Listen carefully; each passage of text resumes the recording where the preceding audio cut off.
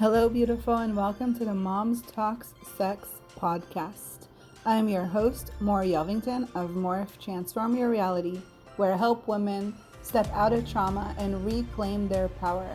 I'm so happy to have you here for this open conversation about moms, sex, motherhood, children, relationships, marriage, and everything in between. So grab your drink of choice and let's dive in. And this podcast today is going to be all about taking shame out of your sexual game. I'm so happy to have the beautiful Tonya here with me today. Hi, Tonya. Good afternoon. Hello. How are you doing? So wonderful. Thank you so much for allowing me to be on your podcast today. I'm super excited. This is so yummy. Well, I'm so honored to have you. And let's just dive in. How about you share your story with our listeners and we'll go from there. Okay. So my story is not unique. And my therapist and my coach will look at me and go, what do you mean it's not unique? You're you. So my story is absolutely fabulous. I was born into a household, at the time it was loving in the way that my parents could love each other. And then by the age of 2, I was being sexually abused and molested by my biological father. And the abuse continued until the time I was about 10 to 11 years old. And there were so many other forms of abuse that went on in that household. So pretty much if you could name the abuse, yep, it was happening. So it's right there. And that created so much of what my life was like, moving in from, a young child, where we're talking early childhood development, into 9, 10, 11 years old. And then growing into a teenager, being so adamant and repressed with everything. And then my parents got divorced. We moved 2 states away. And my mother married another fabulous abuser, who this time was physically abusive, not sexually abusive. So, I mean, if we want to talk progress, there's some amazing stuff there, right? At least to the kids. He was not sexually abusive to the kids. He was still sexually abusive to her. So there was a lot of everything happening there. And it was about that time where I recognized that I have such very strong views and beliefs on sex, on intimacy, and equating the two of those as the same thing. Later learning that intimacy is a vastly different act than sex. And understanding that, that's why things were so different, was because I was sexually abused as a child, and coming into my own, and then being date raped when I was a teenager. And that is how I became pregnant with my daughter. And that not being a big deal, right? Like, whatever. Okay, so what? I was date raped. I mean, doesn't that happen to everybody? I mean, that's what sex was, right? Yeah. And through therapy, lots of therapy, right? And then going to graduate school. I don't know if I've said this or not. I'm a licensed professional counselor, and I'm also a life coach, and I work with women to heal from their trauma. Well, that meant I got to do a lot of healing first. Yeah. And so healing from the physical aspects of being traumatized, and then dealing from the emotional and mental aspects of being traumatized. Like when you recognize that all of those things happened, and that there are different ways to be physically in your own body, and that I think it was probably about 3.5, maybe 4 years into the relationship with my most recent partner. We actually split up in 2020. We had been together at that point for 13 years. Wow. Yeah. And it was about 3, maybe 3.5 years into our relationship before I started becoming comfortable with them sleeping in my bed, with them being in my house, and just general sex. Like 3 years. I mean, the man had the patience of a saint, okay? Because I got to tell you, I'm a pistol to deal with, and And so it was just like how amazing that relationship was, that he had so much patience and worked through the panic attacks, worked through the trauma, worked through the absolute spastastic moments that I would have in the middle of being intimate. And intimate to me, I'm standing in the middle of the kitchen doing dishes, and he comes into the room and puts his hand on my shoulder, and I have a panic attack watching him walk into the room and put his hand on my shoulder, right? And then being able to heal from that and go to the root cause, learn I am an amazing person, and then take that, and I have great sex. Like, I have amazing sex, not just with him. I have it by myself.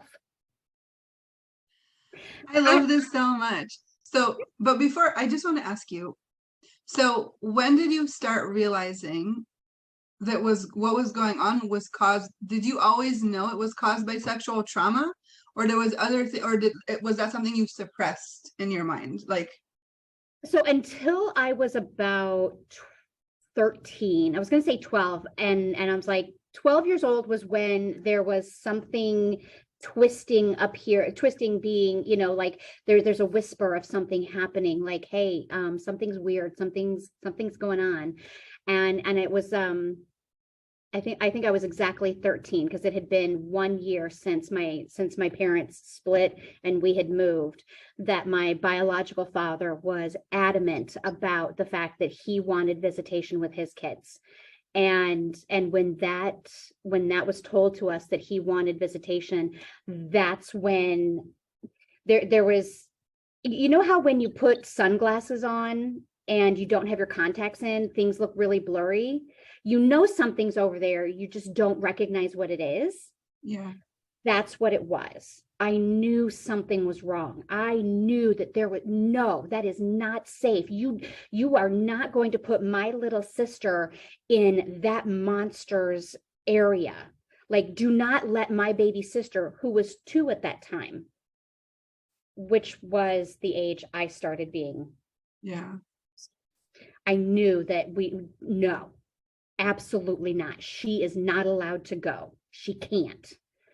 And I had known at that time something was wrong.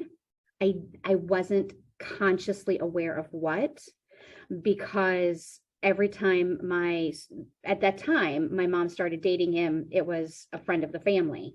Every time the friend of the family, who ended up being my stepdad, would come over, I was so fiercely protective of my little sister and of me. And every time he would go to engage us, all I wanted to do was eviscerate that man. All I wanted to do was hurt him in his male parts, because I did not want any penis to be in our space. Yeah. And So I didn't know. So growing up, right, and the date rape, and then when was the turning point of like, okay, I need to do some healing around this. There's some stuff here that I need to heal and deal with. Like, when did that starting like I was happening? 16. I was 16. Yeah, I was 16. We knew that something had gone on, and I suspected for a very long time that it was because I had been abused as a child. And I was aware enough that, when you're 16 years old, obviously you're cognizant enough to know that stuff's happening, right? I thought I had been sexually abused, and because I couldn't remember it, I just, you have these impressions and these, the royal you, me, I have impressions and images, and I'm like, you don't get these unless something happened. And at 16 was a very traumatic time in my life. Not to go into any of those details, I ended up not living at home for a period of time. And because of all of the trauma and abuse, and this show isn't where we talk about this, I attempted suicide at that moment. Yeah. I tried to kill myself, and that landed me, thankfully, into a hospital where we started understanding that kids don't behave this way without a reason. Yes. And I was 17 when my mother finally said, I think your father sexually abused you. And I said, you think? Right? Because like, you weren't standing there for any of it. And that was the closest she was able to come at that point in her life, with being able to acknowledge that she was being abused in every way possible and she couldn't protect her kids. Yeah. So yeah, so I was 17 before it finally clicked that that's what happened, and started putting those pieces together. And that's when I started, knitting the sweater of, oh, yeah, abuse really does shitty things to people. Yeah. So I'm curious, how do you go from have super anxiety from somebody touching your back to having amazing sex? A lot of therapy, a shit ton of therapy, and the patience of the other person. So when you find a safe person who looks at you and goes, in my experience, this is what's called a panic attack. And you're like, duh, no shit. Are you kidding? I've been dealing with this for 20, 30 some odd years. And now you're telling me this? I'm standing right here. You tell me when it's safe for me to touch you. Homie, say what? You just said, let me know when it's safe. I knew he was a safe person. I'd known him for several years at that point. I knew he was a safe person. And then gradually, through therapy, through actual physical practice of, I think it might be safe for you to touch me. And when he would, it would be in a safe place that we both agreed was a safe place, right? Yeah. And then working through allowing physical touch to happen on my terms. Yeah. And then going to more trainings and learning different techniques for me to be a practitioner of what I do. When, like, I was, let's see, we're in 2023 now. So this was November of 2020. I mean, don't get me wrong. I'd been having really good sex for like a good 6 years at that point. Okay. Started 2020, started the process with having even better, because at that point I was able to really do a massive healing on a cellular level, on a when we do regression therapy. I did some regression therapy with my practitioner, and we really, and now, I mean, not that you need to know which tools I use, but let me tell you, ladies, the shower heads that come off of the wall and have different powers. I'm just I saying, love that so much. So can you give our listeners any tools? I know, the facts are 1 out of 3 women experience some kind of sexual trauma. Mhm. And I mean, I've been through it. A lot of my clients have been through it as well. And like you said, been through therapy. I think there's a big gap between realizing the symptoms that you have are actually related.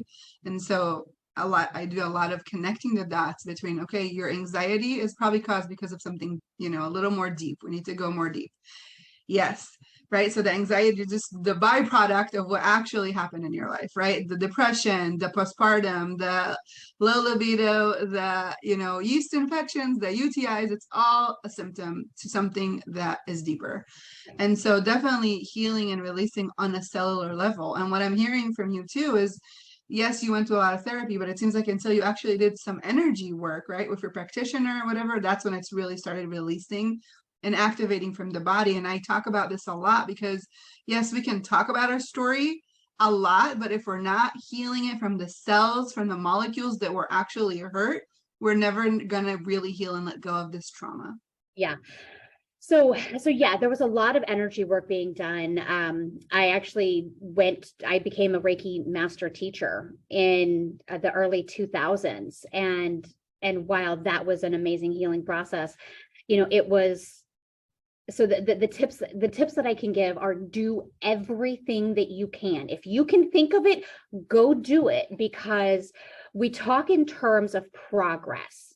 There is no perfection. There's only progress. There are no failures. There's only feedback.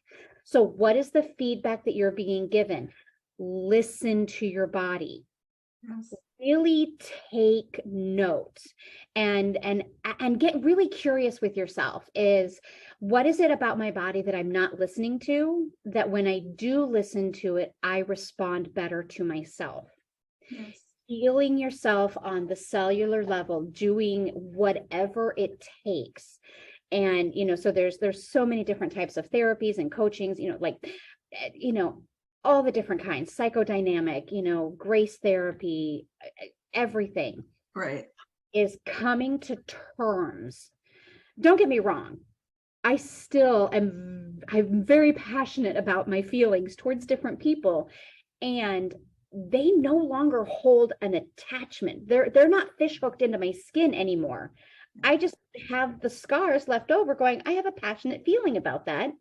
And it's less than what it was before. So cellular healing, plasma healing, mental healing, and then really crying. Honestly, the first time you give yourself pleasure from whatever tool you choose to use, I cried in the bathtub for, I think, 30 minutes because that was amazing. And that was like one step closer to healing. 100%. Yeah, 100%. Right. And then going through the transformative process that I have, sex with my ex-partner, because we still hang out. We still do that. Why not? He's still why not? I still love the guy, and we're no longer together. So that's cool. That it's so much better now that my mindset has been able to shift around what my body wants, what it desires. And I tell the other person that I'm in sexual relationships with what feels good to me and how safe of a person they are when they give that to me or when they use that as a weapon. Because we no longer do that anymore. Yeah. Nope. It's all about both of us having a great experience.